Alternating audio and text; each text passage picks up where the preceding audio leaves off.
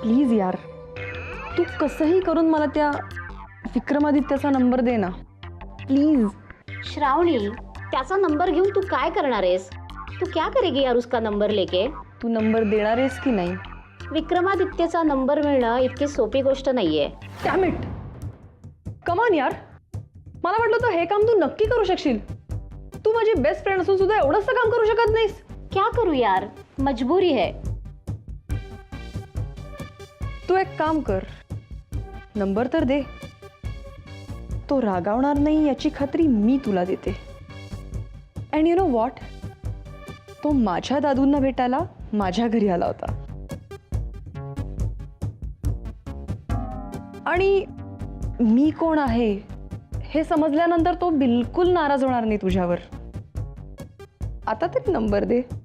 But I don't understand, तू त्याचा number मिळवायला इतकी डेस्पो काय आहेस? बस उसे मिलना है. तू नंबर देतीयस की नहीं? नहीं तो मैं कहीं और ट्राय मारती हूँ. अच्छा अच्छा ठीक आहे, चल. मी एक काम करते, मी तुझी आणि विक्रमादित्यची भेटच करून देते. पक्का? अरे तूने संजना को क्या समझा है? हे बघ, आज रात्रीच एक पार्टी आहे, त्या पार्टी तू नक्की ये आणि जरा नीट ये. हा, तू उसका टेन्शन मत ले यार. मी पार्टीला अशी काही तयार होऊन येईन की विक्रमादित्य फक्त माझ्याकडेच बघत राहील. आफ्टर ऑल तो विक्रमादित्य राजेश शिर्के असला तरी मीही श्रावणी देशमुख आहे. ओके ओके, चल bye, see you then tonight. Bye. तुला त्या अरोगंट माणसाचा नंबर कशासाठी हवाय आणि एवढी उतावळी का होतीस तू? तुला नाही समजणार ते. And by the way, don't poke your dirty nose in my personal matters. फार उडू नकोस. हाँ, तेरे को मालूम नहीं है वो आदमी कैसा है. विक्रमादित्यची हिस्ट्री तुला अजून माहित नाहीये. ही बड्या बापाची पोरं असतात ना, ती मुलींना मजेसाठी वापरतात, कळलं ना? बोललीस काय आहे ना, तुमची ही जी मिडल क्लास मेंटॅलिटी आहे ना, ह्याच्या पुढे जाऊन तुम्ही विचार करूच शकत नाही. And for your kind information, तुला एक सांगू, आम्हाला तुमच्यासारखे मम्मा काय म्हणते ते, हां हां, भिकेचे डोहाळे लागलेले नाहीयेत. आम्हाला आमच्या मामांनी मोठी स्वप्न बघायला शिकवलंय. बट अफसोस, ज्या बेडवर झोपून ही स्वप्न बघितली जातात तोच तुम्हाला अफोर्डेबल नाही. तोंडावर आपटशील ना तेव्हा कळेल, मग सांगेन कोणाला काय अफोर्डेबल आहे ते. पहिल्याच भेटीत नाही विक्रमादित्याला माझ्यासाठी पागल केलं ना, तर नाव श्रावणी लावणार नाही मी. मार्क माय वर्ड्स.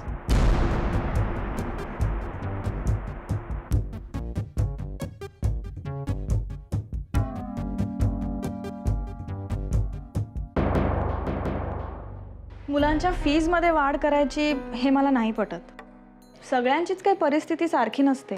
पण आजकाल पालकांना स्वतःच्या परिस्थितीपेक्षा सुद्धा शाळेची फी जास्ती झाल्याचं कौतुकच जास्ती असतं. त्यांना वाटत असेल, आपल्याला नाही तसं वाटत. सर, आता ज्युनियर कॉलेजला मान्यता मिळाली आहे, तर तेवढ्यात लवकरात लवकर ज्युनियर कॉलेजच्या गरजा पूर्ण करण्यासाठी प्रयत्न करायला हवेत. त्यासाठी लागणाऱ्या पैशाचं सोंग नाही आणता येणार. तेव्हा ही तत्व बित्व बाजूला ठेवून नीट प्रॅक्टिकली विचार करायला हवा. हो ना, तेवढ्यासाठीच मी तुम्हा सगळ्यांना इथं बोलवलंय. मी आज मंगलाताईंना भेटणार आहे. शाळेला मिळणाऱ्या ज्युनियर कॉलेजच्या परवानगीबद्दल त्यांना माझ्याशी काही बोलायचं आहे. सॉरी सर, पण ज्युनियर कॉलेजला पैशाची नितांत गरज असताना सुद्धा राजेश शिर्केंची मदत तुम्ही नाकारताय का हो सर? चुकताय तुम्ही.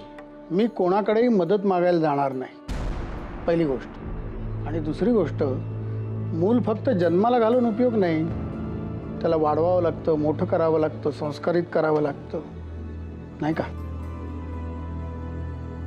आणि पालक म्हणून राजेश शिर्केंनी ही जबाबदारी पार पाडली आहे असं मला वाटत नाही. त्यांच्या या एवढ्या कामाच्या व्यापातून कदाचित त्यांना वेळ मिळालाही नसेल, पण बाहेर कितीतरी संस्थांना ते लाखाच्या देणग्या देत आहेत, तेव्हा त्यांची स्वतःची शाळा म्हटल्यावर ते देणगी नक्कीच देणार. किरकिरे, रुपयाची चोरी करून 4 आणे दान करणाऱ्याला तुम्ही दानशूर म्हणताय. तुमच्या दृष्टीने बरोबर असेल, पण मला तसं वाटत नाही.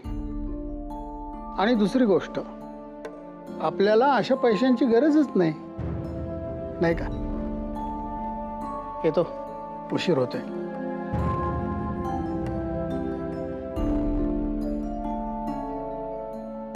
राजेश शिर्केंबद्दल यांच्या मनात एवढी अढी का हेच मला समजत नाही. तसं नाहीये. दादू जे काही विचार करतात ते संस्थेच्या भल्यासाठीच करतात.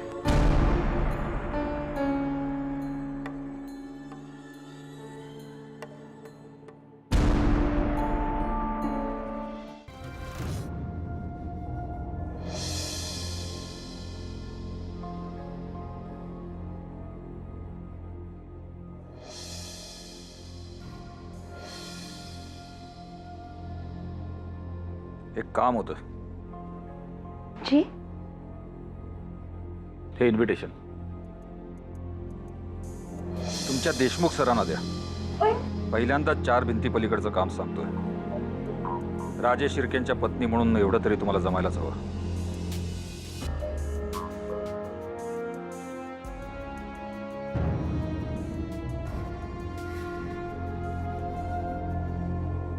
एकदा नकार दिल्यावर मला नाही वाटत की ते पुन्हा स्वीकारतील हे. त्याचा विचार आम्ही करू. पहिल्यांदाच जबाबदारी टाकतोय, त्याचा एवढा काय विचार करायचा. ओळखता ना तुम्ही त्यांना, मग त्यांना समजेल अशा पद्धतीने सांगा.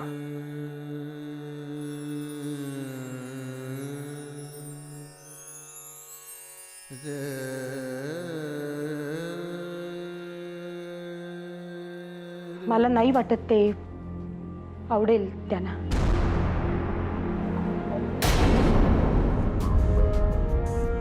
तुम्हाला काय वाटतं? आम्हाला आवडेल तुम्ही नाही म्हटलेलं. आमच्या पत्नी आहात तुम्ही. आमच्या आवडीनिवडी तुम्हाला माहिती पाहिजे. आणि एवढी छोटीशी गोष्ट जर जमणार नसेल तर आमची पत्नी म्हणून घ्यायची लायकी नाही तुमची. राजेश शिर्केंचा एक तरी गुण दाखवा आणि मग त्यांची पत्नी म्हणून निर्वा.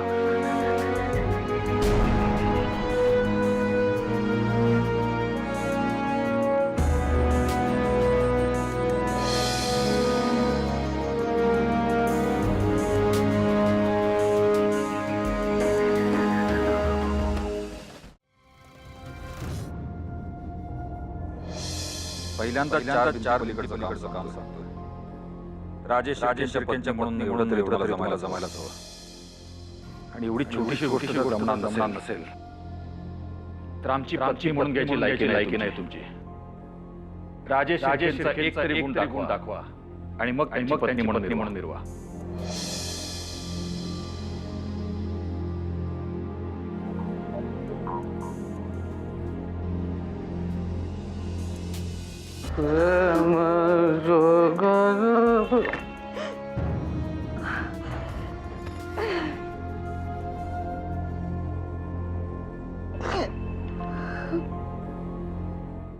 रोज असं खोटं खोटं हसत कणाकणानं मरण्यापेक्षा एकदाच काय ते विष पिऊन संपवून टाकावं जीवाला. निदान मुक्ती तरी मिळेल. मुक्ती? वहिनी, आमच्यासारख्या फकीराच्या तोंडी शोभणारी भाषा आपल्या तोंडी नाही शोभत. काय झालंय? मी तुम्हाला काही मदत करू शकतो का? नील भाऊजी, खरंच मला तुमचा सल्ला हवाय. हा? सल्ला?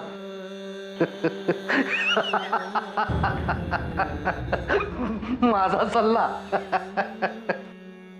पहिली या घरात मला कुणी सल्ला नाही विचारत. येणारा जाणारा प्रत्येक जण सल्ला देत मात्र असतो. तरी सुद्धा मला विश्वास वाटतो. माझ्या प्रश्नाचं उत्तर तुम्हीच देऊ शकता. ठीक आहे, विचारा. नील भाऊजी, एकीकडे मान मराठा, रुतबा, राजे शिर्क्यांची इज्जत, पती परमेश्वर, आणि दुसरीकडे एक सत्कर्मी व्यक्ती, सत्याची जाण असलेली आदर्श व्यक्ती, सन्मार्गी माणूस. माझं दान मी कुणाच्या पारड्यात टाकावं?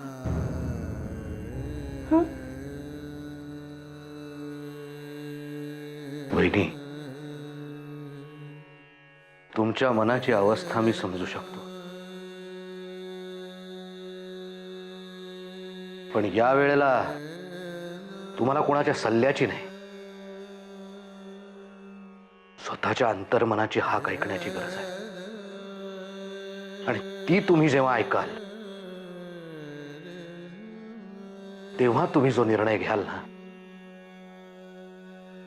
तो योग्यच असेल. वहिनी,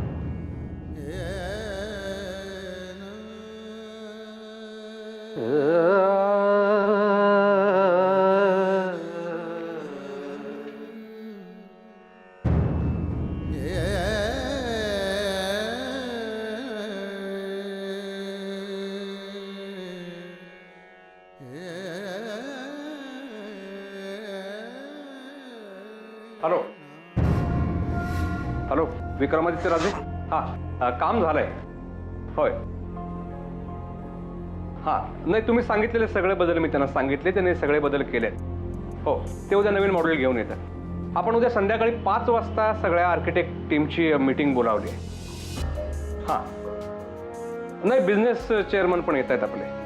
पण तुम्हाला उद्या जमणार आहे ना राजे? अच्छा. नाही, मी त्यांना सक्त ताकीद दिली की कोणालाही काही बोलू नका म्हणून. हो, येस, उद्या 5 वाजता भेटूया. Okay, bye, thank you.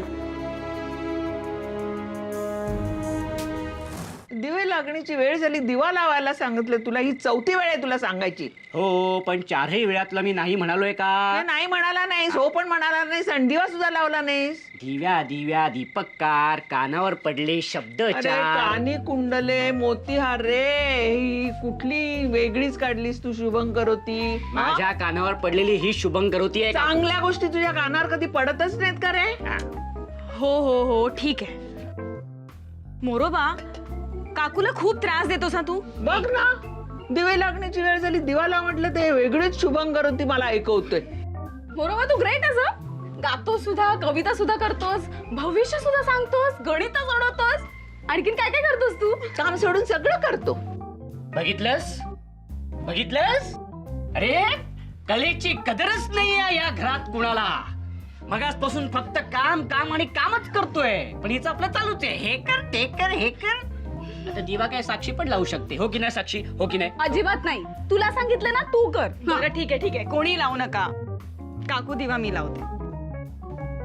हे तुझं भांड आहे, आईने ह्यात तुला खायला दिलंय. जेवताना नक्की खा, मी आतमध्ये ठेवते ते भांड. अगं देऊ, पाहिलंस पाहिलंस, आला मोऱ्या, दिवा लावायला आला.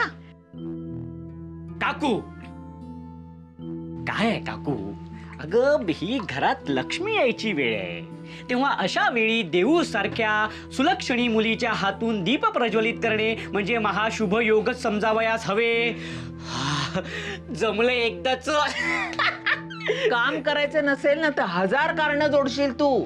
केव्हाच सांगते बाहेर जरा काम बघ, पैसे कमव, पण नाही. अगं मला सांग देऊ, कसा खर्च चालवायचा? तू इथे एक राहत होता, भाडं देत होता, त्याच्यातून काहीतरी घरचं सामान तरी त्याचा तरी खर्च निघत होता. पण आता नाही, पण ते डबे न्यायला मुलं येतात ना, त्यातला एक म्हणालाय त्याच्या ओळखीचा कोणी आहे आणि त्याला भाड्याने राहायचंय. मग ते ठीक वाटला तर हो म्हणते, नाही तर काय चालायचं तसं चालेल. वार कुठला आजचा? मंगळवार. अगं बाई, अगं आजच यायचं म्हणाला होता तू. ते मस्त झाली. हे काय आज सगळं शांत शांत? तरुण महिला मंडळ कुठे दिसत नाही, काय ग प्रतीक्षा? साक्षी इथेच कुठे गोदा काकूंकडे गेली आणि देवयानी आहे तिच्या बरोबर. जेवायच्या वेळेस सगळे बरोबर असले कसा मजा येतो नाही. आणि ही कुठे आपली, काय तिचं नाव? श्रावणी ना, कामासाठी बाहेर गेली.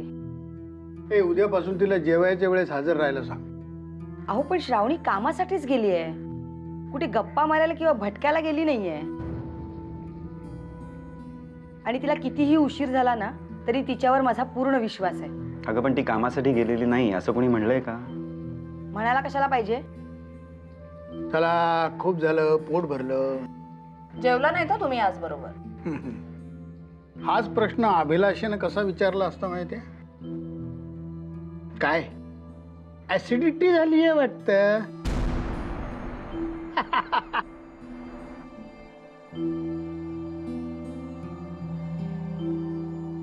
हे अभिलाषा, गंमत केली आहे, मनावर घेऊ नकोस.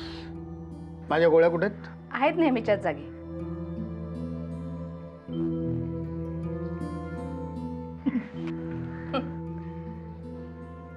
किती हसायला येते ना माझा असा अपमान झाला की. खास सुखाने सुद्धा खाऊ देत नाही. अभिलाषा तुझीच किरकिर चालू असते. बाबांनी साधं सरळ विचारलं होतं मुली कुठे गेल्या, मग असा वाकडा अर्थ काढायची काय गरज होती? या आधी नाही म्हणाले ते सहज. तुम्हाला त्यांचं सहज बोलणं कळत नाही, मला चांगलं कळतं. आता पाहिलंत ना कसं जाता जाता माझा सहज अपमान केला. आणि त्याचा तुम्हाला अगदी आनंद होतोय. अगं काळजीपोटी बोलले ते. तुम्हाला बरं जमतं असं सारवासारव करायला. आता यात काय सारवासारव केली? काही बोलू नका. तुम्ही तुमच्या मुलींनी काही केलं की बरोबर, मी माझ्या मुलींनी काही केलं की चूक. आता माझी मुलगी एवढ्या करिअरसाठी रात्र रात्र झटते, त्याचं कुणालाच कौतुक नाहीये.